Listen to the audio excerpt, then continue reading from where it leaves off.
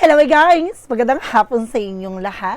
I am Chinurgas Mamasagri Channel, a Filipino Ozo at Tarot Reader. So ngayong hapon na to, tignan natin ano kayo gusto sabihin ng ating mga gabay. So this is an urgent pasilip. No? An urgent pasilip para sa ating senator na si Amy Marcos. No? Ginapin na tuklasin natin mga maaaring masagap natin sa energy niya, yung mga bagay na maaaring magbigay gabay sa kanya upang maiwasan niya yung mga bagay na posibleng mangyari. No? Upang malaman niya ano man yung mga bagay na maaaring maganap, no? At posibleng maganap. And of course, tuklasin natin yung mga bagay na mahagilap natin sa energy niya, no? Ano man yung mga bagay na maaaring nangyayari at naganap, no? Sa kanyang eksena behind the scenes, alamin natin yan. So, before anything else, don't forget to like and subscribe my channel and hit notification bell for more videos update. Dirigos, maraming salamat po sa mga walang sawang pag-support sa aking channel. Lalo-lalo lang dirigos, skip ng ads na way pagpalaing kayo ng Diyos at may kapal. Siksik-lig-lig nag-uumapo na biyayang manang balik sa inyo. So, let's see guys, what is the messages, advices, no, ng ating angel spirit para kay Miss Amy Marcos. Mrs. Amy Marcos or Senator Amy Marcos. Hagilapin natin yan. Fresh. Hagilapin na tuklasin natin. Let's watch this. Ano man yung mga maaaring masagap natin ay pawang gabay lamang, no? Pawang gabay lamang upang malaman yung mga posibleng mangyari sa hinahanap. Na magbigay gabay hindi para manira or anything. Na para makaiwas siya sa posibleng hindi kaaya-ayang maganap, no? So guys, let's see what is the messages. Advice sa kanya ng ating angel spirit. And of course guys, paki-follow din ang aking FB page ha, dahil doon ako nag-update ko ano yung mga i-upload natin. Then of course, nagpo-post din ako ng video doon regarding sa mga ganap, ganon. So kailangan subaybayan niyo yun guys. Then of course, paki-share na rin ang aking mga videos, diba? And there's a Four of Swords. There's a something rest. Na maaaring nakakaranas na sleepless night anxieties. What is additional messages? So there's a Ten of Swords with sabotage. Or may traidor. O meron dito maaaring nag-betray sa kanya. Na maaaring, kumbaga nagsisinungaling behind the scenes. So meron dito maaaring traidor rin din siya. Now what is additional messages? And there's the Two of Wands. So there's something choices. Napili niya yung mga taong pagkakatiwalaan niya dito. Now there's a first step. Na kailangan niyang, kumbaga gumawa ng action or decision dito. And occur they say that there's something a King of Wands, so there's something a vision. Napatalasin niya kanyang intuition. No, lagi yung titingnan dito yung pinaka-wolf picture. No, wag siya masyadong pala decision dito, no? Kumbaga, tingnan niyo yung kalalabasan, ganon. O may lalaki dito, no, parang nakikita na yung magiging eksena or ganap, ganon. And of course, there's something guys with the Two of Swords. Kasi sinasabi dito with the Two of Swords na kailangan magdesisyon. No, kailangan i-pinpoint, kailangan tuldukan, or kailangan na talagang gawin. And there's an Emperor. See, there's something maturity. And of course, having respect. No, kailangan mas maging mature siya at mas maging matalino siya sa mga desisyon na gagawin niya. No, there's something Emperor being mature enough and being grounded. So let's see what is the Four of Swords. The Four of Swords represent with a magician. Okay. There's something manifestation.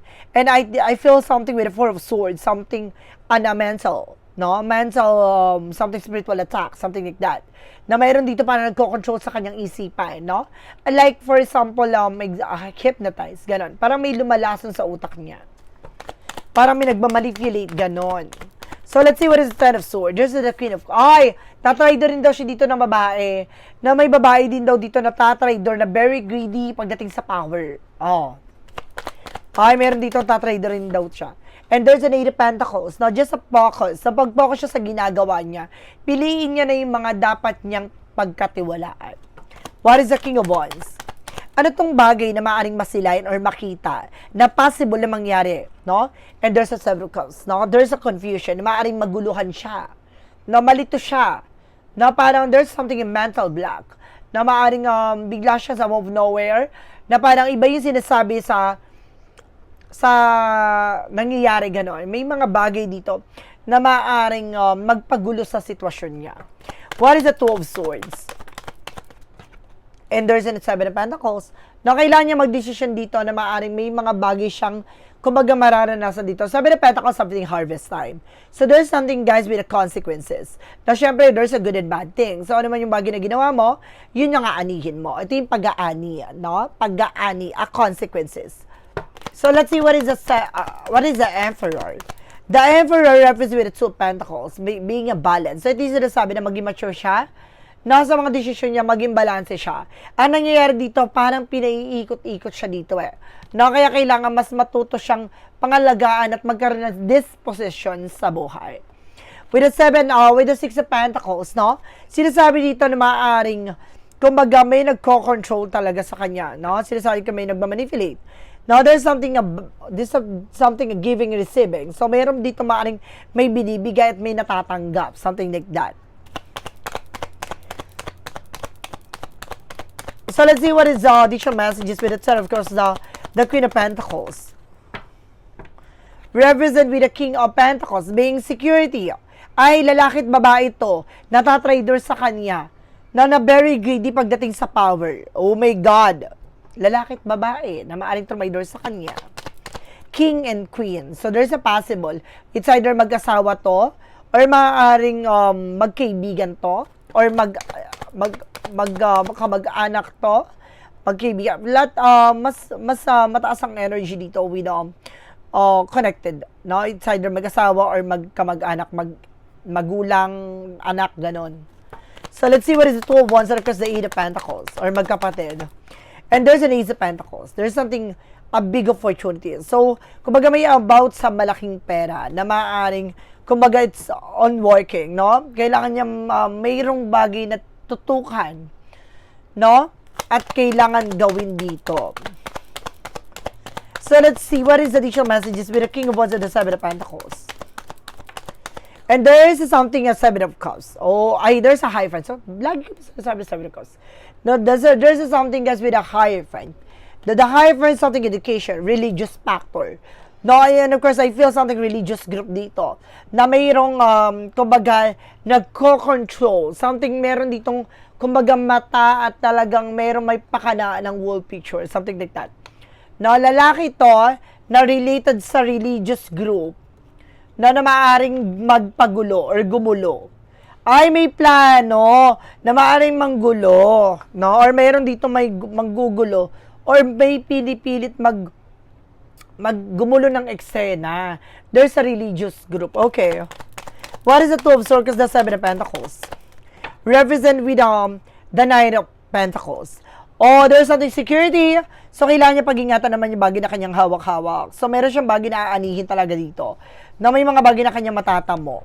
Dito yung sinasabi ko maaring ng gulo or maaring manggugulo. No, I feel something in Seven of Cups na maaring nanggulo or manggugulo ulit with again and again. Now, there's something religious, there's a related with a religious factor or religious group. Now, for the outcome, for additional messages para for clarification.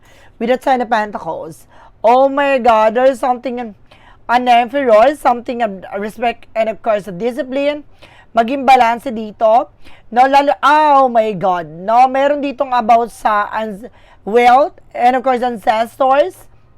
No, meron ditong about sa mga mana-mana ganon. No, ng kanyang ama. No, or meron may ibinigay sa kanya ang kanyang ama dito na maaaring meron ditong malaman or matuklasan. No, something like that. Let's see what is additional messages now for the outcome. So, there's a Nine of Pentacles. Okay? There is a potential na para maging maganda ang kanyang sitwasyon. Pero, ang hindi niya na malaya na parang nagpa-control siya with a magician for manipulator. Na nagpa-manipulate siya dito.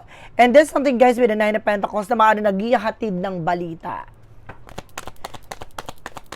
With the Ten of Swords, because the Queen and King of Pentacles represent with the Moon card. Revelation, na may mga bagay na marireveal dito kung sino tong tatrader din sa kanya. Maaring mag-asawa or mag-ina, or mag-ama, or magkapatid.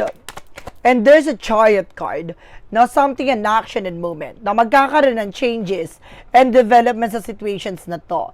Na merong about sa trabaho, na may pinili, na may kaugnayan sa malaking pera, na maaring unti-unting gumulong na.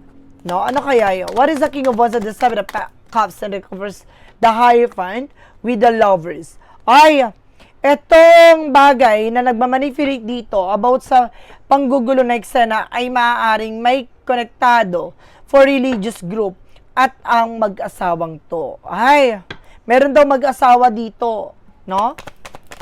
Additional messages. There is a Page of Swords. Something get more information, being curiosity. So, kailangan niya maging mabusisi. No? Kailangan niyang bagay na alamin. Ano yung bagay na magiging consequences niya dito? Something like that. No? Kailangan niyang pakakatandaan yon, yung kalalabasan. And there's a Four of Pentacles. Meron siyang iingatan talaga dito. Something na proper. Or meron siyang gustong makuha properties or something ancestors, no? Na merong mana or something about some kanyang yumaong ama, no? May gusto siyang makuha doon. So, let's see what is additional messages. Something like that, no? Additional gabay tayo para kay Ma'am Amy Marcos, Madam Amy Marcos. Ano yung mga bagay na maaaring mahagilap natin sa kanya na maaaring magbigay gabay? No, alamin natin, there's an 8 of Wands. So, there's a communication. Transactions. No, may mga informations dito na maaaring malaman. Or there's a 5 of Wands na maaaring magbigay komplikasyon. May balita. Ibig sabihin, may news. No, may information na maaaring magdala sa kanya na komplikasyon with a 5 of Wands. A 5 of Wands, something complication, competitors, something like that. And there's something at Queen of Wands. No, maaaring may related dito about sa babae with the Queen of Wands. Babae dito na parang malakas ang loob. No, itong tao na to ay talagang makapalang mukha, gano'n.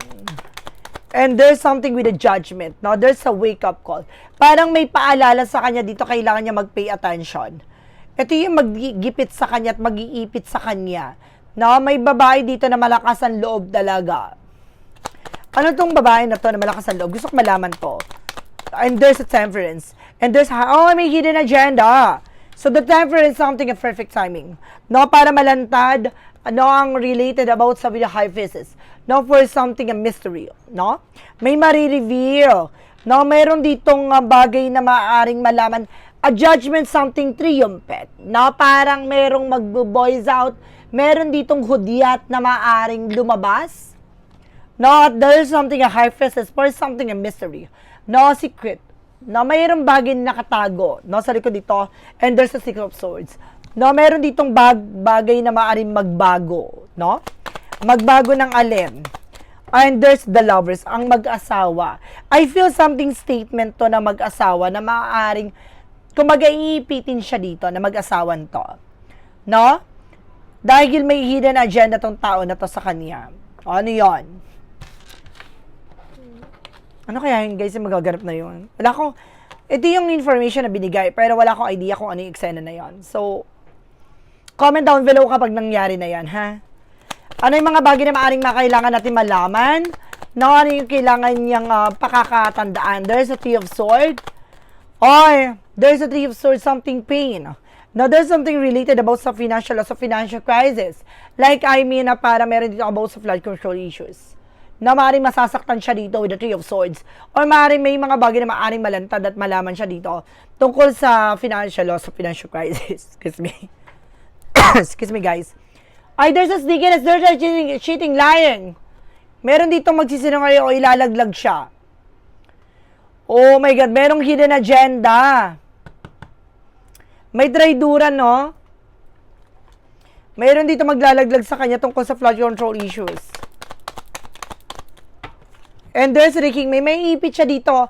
Kasi I feel na parang may malalanta dito about sa lugar niya. No? Now, there's a Hermit card with the truth comes out. Talagang may bagay na malalantad at may ipit siya dito. Tungkol about sa flood control issues. Or flood control and anomalies. Something like that. May malalantad. May ipit siya. So, let's see what is additional message. Ano yung kailangan pakakatandaan? Or kailangan natin malaman sa kanya? And there's a Strength card. No? Meron ditong bagay na kumbaga nilalakasan ng loob. And there's an Empress card na kailangan niya alagaan ang kanyang sarili, no? Kailangan niya rin tutukan ang kanyang sarili dito dahil mayroong balita na maaaring kumbaga magpabago na eksena niya. Something renewal, no? Parang mayroon dito magre-renew. There's a Nine of Cups. Ay, There's a Knight of Cups, there's an offer, and the Six of Cups, something related or familiarity. So, may offer siya dito with his, with her. No, with her friends or something, a family related. May balita, no? Ibig sabihin, nag-message siya or tumawag siya sa kanyang kapatid or sa kanyang mother or sa kanyang sister, sa kanyang family. Now, there's an apology. And there's an offer at the same time. And there's a death card. No, meron ditong, about sa death card. So, meron tungkol about sa pagkamatay. No, or may tungkol sa ancestors, sa mga namatay na yumao, ganon. No, meron ditong parang bagay na maaaring malaman dito. So, with the death card, something in ending. No, may mga bagay na matatapos din. And there's a Page of Pentacles. So, parang, kumbaga, kailangan niya mas maging wise dito. May gusto siyang ma-manifest. And there's the World. No, para, kumbaga, may gusto siyang makuha. No, na related about sa ibang bansa. May offer to about sa ibang bansa. Gusto ko malaman to about this one. About na may the World. Ay, meron to. Sabi ko na nga, be. No? Meron about sa ibang bansa dito, and there's a Three Pentacles, there's something collaboration. Meron dito, parang, kumbaga, pag-uusap, no? With the Ten of Wands na maaring magbigay ng burden sa kanya. So, just being aware pa din sa kanya. Mag-ingat pa rin siya, kasi parang may ipit siya dito. No? Parang gagamitin siya dito. Kaya may cheating, lying kanina. So, maaaring gagamitin siya dito para, kumbaga, para it's either i-front, no? Gamitin para iharap or something, gamitin para gawing pananggalang, no? Parang gawing siya mismong sisihin sa eksena, ganon. So, let's see what is additional messages for clarifying for a life situation. Clarifying for a life situation.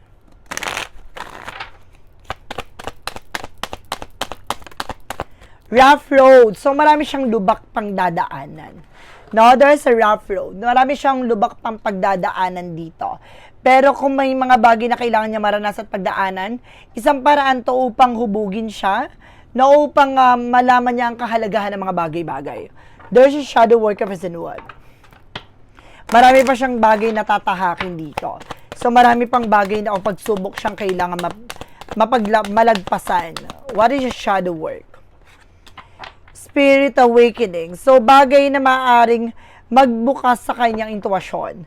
No? Meron ditong bagay na maaaring mamulat siya. No? Sa lahat na nangyayari dito. About sa spirituality. Now, there's something a God purpose at the same time. There's an ancestors na parang uusigin siya dito ng kanyang yumaong ama. No? Something like that. Kasi parang may related about sa ama. There's something, a past person coming back. Maaaring, kumbaga, babalik ang ama niya dito. Hindi, kumbaga the way na parang pagbabalik na kumbaga magpapakita sa kanya or papasok sa panaginip niya, ganun po yun about sa spiritual po. Na maaaring papasok sa panaginip niya, may mensahe sa kanya na kailangan niyang kaya pakakatandaan, ganun. From what lies beneath the future. One more card, please. Okay. Pagdating sa kanya, for a what lies beneath the future. Okay, let's see. Oh, it's all drama action. Ibig sabihin, it's all about drama. So, may tungkol sa drama and there's a trash. No, na maaaring, kumbaga, ibasura lang. So, meron ditong about sa drama. What? Diba? Pasabog? Ano yan? What? Charis lang. So, may drama talaga. May drama dito. It's all drama. No, kailangan pakakatandaan na lahat ng bagay nito ay kumbaga maging aware lang na magaling magdrama, something like that. There's a total drama action. So, kumbaga pag sa harap ng camera, iba ang pinapakita niya pag nakatalikod na. So guys, maraming salamat po. And of course, once again, this is something urgent pa sila para sa ating Senator na si Amy Marcos. Maraming salamat po. And of course, don't forget to like and subscribe my channel. And hit notification bell for more videos update. Then of course, guys, pakipollow ang aking FB page, no, para updated kayo sa mga chika natin sa buhay. At the same time, no, para malaman nyo ang update natin, both channel ko i-upload natin every single day at the same time. No, pakipollow na rin ako, pakishare ng aking mga post dyan. And of course, sa aking YouTube channel, no, share din po ang aking mga videos. Siyempre, ano nyo rin ako, diba? Kumbaga, i-caption nyo rin naman ako. Then, of course, maraming salamat po sa mga mag-support sa aking channel. And of course, at the same time, sa mga hindi nag-skip ng ads, naway pagpalain kayo ng Diyos at Makeup Pal. Siksik, digdig, gagawin po na biyayang manang balik sa inyo. Maraming salamat guys and see you in the next video. Bye-bye and babush.